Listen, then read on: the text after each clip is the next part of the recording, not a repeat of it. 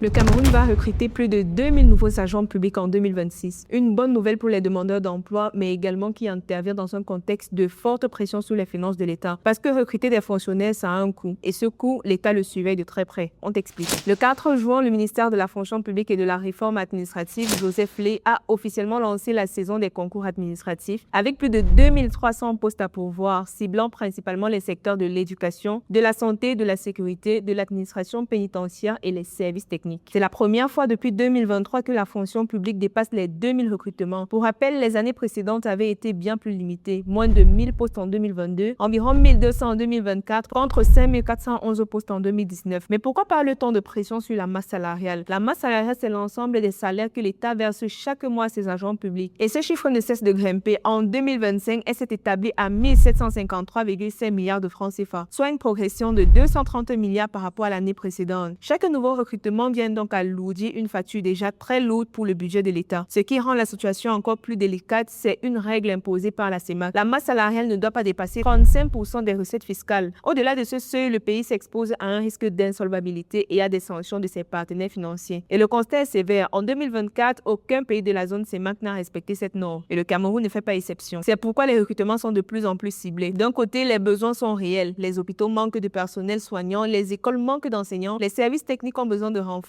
De l'autre, chaque poste créé génère une charge salariale sur plusieurs décennies. Dans un contexte où l'État cherche à maîtriser ses dépenses et à respecter ses engagements vis-à-vis de ses partenaires financiers, l'équation est compliquée. On recrute donc là où le manque est critique, dans les secteurs qui ont un impact direct sur les populations. Pour les candidats, c'est une opportunité réelle. Les concours directs et professionnels couvrent des profils variés. Médecins spécialistes, enseignants, agents administratifs, techniciens de santé. Pour l'État, c'est surtout un test de discipline budgétaire, répondre aux besoins des services publics tout en gardant les finances sous contrôle. Et toi, penses-tu que l'État devrait recruter davantage pour améliorer les services publics ou au contraire maintenir des recrutements limités pour ne pas aggraver la masse salariale? Donne ton avis en commentaire et surtout abonne-toi.